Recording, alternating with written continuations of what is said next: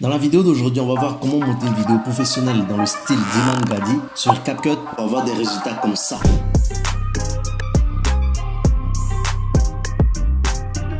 Ne perdons plus de temps, passons directement aux choses sérieuses. Alors, je vais me servir d'une de mes vidéos pour faire le tutoriel que je vais glisser ici. Ensuite, je vais diminuer complètement le volume de cette manière. Donc, je vous mets le lien de la vidéo en description. Vous pouvez le télécharger pour faire aussi le test.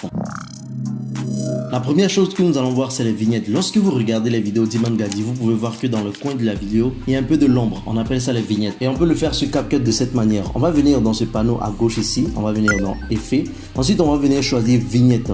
C'est ça ici. Pour moi, c'est déjà dans mes favoris. Mais pour le trouver, vous pouvez le chercher en bas. Vous allez le trouver facilement. Donc, je vais prendre la vignette que je vais glisser dans ma vidéo ici. Ensuite, je vais venir ici dans Texture que je vais mettre à 50 par exemple. Voilà, à 50, ça va. Lorsque je viens cliquer sur la vidéo et que je viens dans Effet, vous voyez la différence.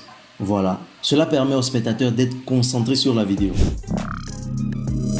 La deuxième chose dont nous allons parler, c'est de l'ombre dégradée qui sort en dessous de ces vidéos lorsqu'il veut animer quelque chose. Pour le faire, c'est très simple. On va venir ici, on va venir dans Importer. On va venir importer une image, n'importe quelle image. Ensuite, je vais venir faire glisser l'image à côté ici pour travailler uniquement sur cette image en question. Donc, je vais amener la barre d'édition ici. Ensuite, je vais venir ici en bas dans zone arrière-plan, je vais venir choisir la partie couleur. Pour la couleur, je vais venir choisir la couleur noire. Voilà. Ensuite, je vais aller dans cette partie où c'est écrit masque. Lorsque je me dirige dans masque, je vais venir choisir rectangle. Lorsque vous choisissez rectangle, vous allez voir une icône ici où c'est écrit inversé. Je vais venir cliquer dessus. Maintenant, je reviens sur la vidéo et je vais étirer jusqu'à ce que ça cache l'image. Lorsque je finis de faire ça, je viens faire clic droit sur l'image et je fais créer un clip combiné.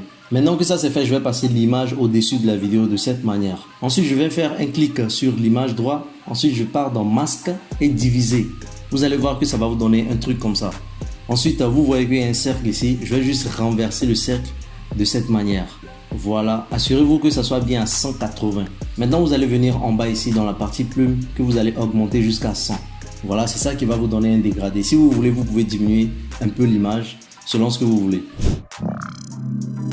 Ensuite, on voit que dans ces vidéos, lorsqu'il veut montrer une image ou bien une miniature, il y a une manière spéciale de le faire. Pour le faire, c'est très simple. Je vais me rendre sur ma chaîne YouTube Joël Toulan et je vais venir choisir un mode sombre. Donc, je viens ici, je clique ici. Je viens dans Apparence et je vais changer ça en thème sombre. De cette manière, voilà ce que ça donne. Ensuite, je vais faire une capture d'écran de ces trois images en question. Moi, j'utilise Windows 11. Alors, pour le faire, je vais appuyer sur la touche CTRL-SHIFT-S pour faire une capture. Voilà, je vais venir cropper ici de cette manière. Voilà. J'ai ma capture. Maintenant, vous allez revenir dans CapCut, encore une fois dans Importer, et vous allez aller chercher votre capture. Alors maintenant que vous avez exporté votre capture d'écran, vous allez les glisser à ce niveau ici. Et on va travailler uniquement sur cette partie. Alors le but ici, c'est de recadrer les différentes images une par une. Alors vous pouvez le faire sur Photoshop, mais puisqu'on est dans CapCut, on va directement le faire dans CapCut. Vous venez ici, et vous allez venir en bas ici, dans zone arrière-plan, vous allez choisir une couleur. On va venir dans couleur. Lorsque je viens dans couleur, il y a différentes couleurs. Vous devez vous assurer à ce niveau que la couleur que vous allez choisir ne doit pas être parmi les couleurs de la miniature. Donc, je vais venir choisir une couleur ici. Moi, je vais venir choisir cette couleur. Ensuite, je vais venir faire un clic et je vais partir dans cette partie masque. Ensuite, je vais venir choisir le rectangle. Voilà, je vais cropper la vidéo sans le test en bas. De cette manière. Voilà, vous allez ajuster ça de cette manière. Vous vous assurez que c'est bien recadré. Ensuite, vous allez venir en bas ici et vous allez arrondir les bords. Bords arrondis, vous pouvez mettre ça seulement 5. Dès que vous faites ça, maintenant on va exporter l'image. Pour exporter l'image, on va venir dans les 3 points qui sont en haut ici. Vous allez cliquer là-dessus et vous allez venir ici exporter le cadre fixe. Je vais faire ça. Ensuite, je vais nommer l'image. Image 1. Je vais exporter ça. Lorsque j'exporte, vous allez voir que ça va se retrouver ici dans ce panneau. Pareil, je vais venir cliquer encore sur la vidéo. Assurez-vous toujours que vous êtes dans la partie masque. Ensuite, je vais venir faire glisser ça de ce côté pour aller recadrer la deuxième miniature.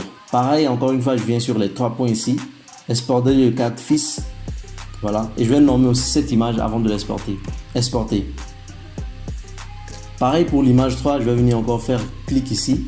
Et je vais aller aussi de ce côté pour recadrer la troisième image. Assurez-vous de bien recadrer. Voilà. Et ensuite, je vais exporter la troisième image. Vous avez compris le principe. Image 3. Maintenant que j'ai exporté les images, je vais exporter les textes qui sont en dessous des images. Pour le faire, je vais venir cliquer sur l'image. Je vais venir dans la partie réinitialiser pour remettre tout à 0. Ensuite, je vais venir dans la partie rectangle encore une fois. Et je vais venir cropper que les tests cette fois-ci.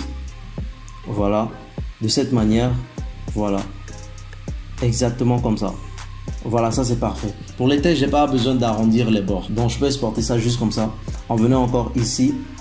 Et ici, je peux donner le nom de test 1 et j'exporte. Pareil, je viens faire un clic. Je m'assure toujours que je suis dans la partie masque. Et je vais venir faire glisser ça pour prendre le deuxième. Même principe, les 3 points qui sont ici. Et je vais exporter. Voilà. Pour le troisième aussi, je vais faire pareil. Voilà. Exporter les complices. Exporter. Maintenant que j'ai fini d'exporter les images, vous allez voir qu'ils sont tous à cet endroit ici. Ce que je vais venir faire ensuite, c'est que je vais supprimer l'image sur laquelle j'ai travaillé. Ensuite, je m'assure que la barre d'édition est bien contre le mur ici. Et je vais venir choisir la première image que j'ai croppée. C'est celle-là. Je vais la placer au-dessus ici. Et le but ici va être de retirer l'arrière-plan. Pour retirer l'arrière-plan, on va venir dans découpage. On va choisir clic chroma. Le petit crayon qui est ici, on va cliquer là-dessus. Ensuite, on va venir cliquer dans le vide de la vidéo. Vous voyez ici force. On va venir augmenter de 1 ou 2 seulement. Ça donne ça. Maintenant, je vais venir sélectionner le test qui était en bas de ça. Voici le test. Pareil pour le test, je vais venir dans clic chroma. Prendre le petit crayon ici. Et faire pareil, augmenter la force à juste 2. Vous avez compris le principe, on va le faire pour les autres images aussi. Voilà, j'exporte cela. Et je viens dans la partie clic chroma, le petit crayon. Et j'augmente la force à 2.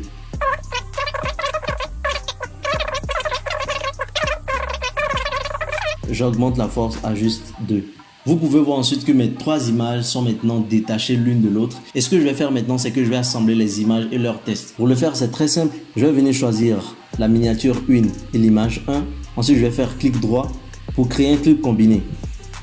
Pareil pour l'image 2, je sélectionne les 2 images, je fais clic droit, je fais un clip combiné. Et pareil aussi pour l'image 3 et le test. Combiné. Voilà. Ensuite, je vais sélectionner les 3 images et je vais venir dans basique pour diminuer un peu la taille. Voilà, à ce niveau, c'est déjà bon. 85, c'est déjà bon. Et je vais le ramener un peu plus en bas. De cette manière. Voilà. Maintenant, on va ajouter les animations sur les pages une par une. On va venir ici dans la première image. Faire clic. On va venir dans la partie ici. Animation. On va choisir une animation en 30. Voilà. Voici l'animation en question. On va choisir ça. Et vous allez augmenter la durée à 1,2. Voilà, de cette manière. Je vais faire pareil pour la miniature 2, mais avant de le faire, je dois m'assurer que ça vienne après le premier clip. C'est-à-dire, je vais déplacer ça de ce côté, de cette manière avant de le faire. Pareil, vous venez ici, et vous choisissez, et vous augmentez la durée à 1,2. L'image 3 aussi, pareil. Je vais venir les glisser à ce niveau. Voilà. Et je vais venir choisir cette animation et je vais l'augmenter à 1,2. Maintenant, dans la vidéo d'Iman Gadi, lorsqu'il affiche ça comme ça, il met un peu de grain sur les images. Pour le faire, c'est très simple. On va venir dans le panneau Effet. On va venir choisir du bruit noir. Vous allez chercher ça. Encore une fois, moi, je l'ai favorisé. Mais vous pouvez venir en bas et le chercher. Vous allez le trouver facilement. On va ajouter du bruit noir de cette manière. Voilà. On va venir diminuer ici la vitesse. On va la laisser à juste 5. C'est déjà bon. On va faire pareil pour les autres images aussi. On va venir sélectionner du bruit noir qu'on va ajouter. On laisse ça à 5 seulement. C'est déjà bon. Le troisième aussi pareil. Dernier truc qu'on peut ajouter mais qui n'est pas forcément nécessaire, c'est du floutage. Je vous montre. Je vais venir sélectionner floutage de mouvement que je vais venir faire glisser dans la première image de cette manière. En horizontal, je vais venir choisir 2. Voilà. Et en force, je vais venir laisser ça à 3. Voilà. Je fais pareil aussi pour les autres floutages. Je vais venir faire glisser ça ici. Je mets ça à 2 à ce niveau. Et je laisse la force à 3. Pareil pour l'image 3, le floutage. Je mets ça ici. Je mets ça à 2 et je mets ça à 3 à ce niveau. Voilà. Maintenant qu'on a ajouté les grains, on va venir ajouter un peu de tremblement pour que ça tremble un peu. Aïcha, tremblez! Donc on va venir ici dans cette partie. Tremblement de caméra. Vous pouvez le chercher juste en bas ici, vous allez le trouver. Tremblement de caméra, je vais venir glisser ça ici. Ensuite, je vais diminuer l'intervalle à juste quelque chose comme 2 ou 3 et la vitesse à quelque chose comme 4 ou 5. Voilà. Je vais faire pareil pour les autres aussi. Je prends le tremblement de caméra que je mets ici. Je diminue ça à 2 ou 3. Voilà. Et je mets ça aussi à 4. Pareil pour l'image 3. Je vais prendre le tremblement de caméra que je vais ajouter ici.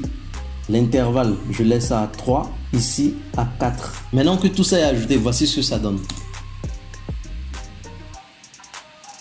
C'est stylé, n'est-ce pas?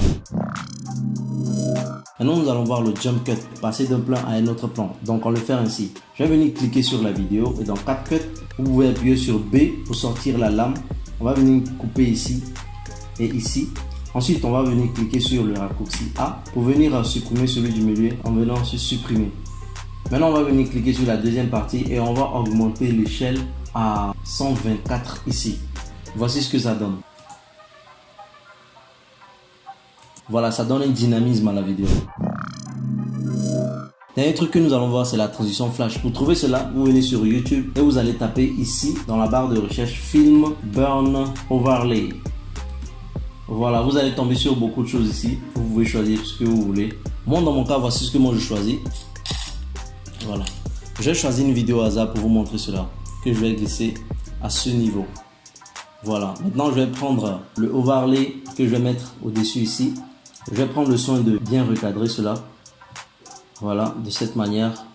Comme ça, je vais recadrer ça comme ça. Et vous vous assurez de bien le mettre au milieu entre les deux images.